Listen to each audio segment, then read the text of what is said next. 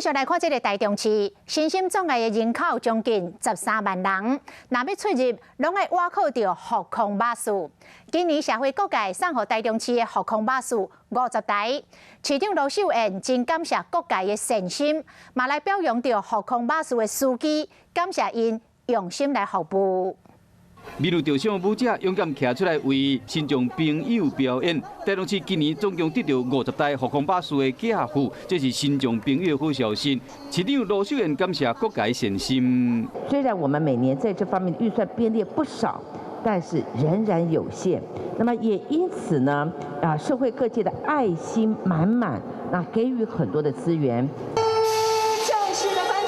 台中市新兴障碍人口将近13万人，部分住在较偏僻所在，这的新障人士出入拢会倚靠航空巴士，使用率真悬。社会局表示讲，会陆续将旧车甲换掉。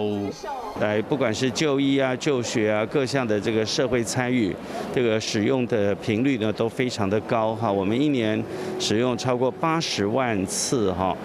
罗市长亲身颁奖给航空巴士的司机，感谢因用心服务这的新障者，希望透过服务方案，让新障者愿意出门超越障碍。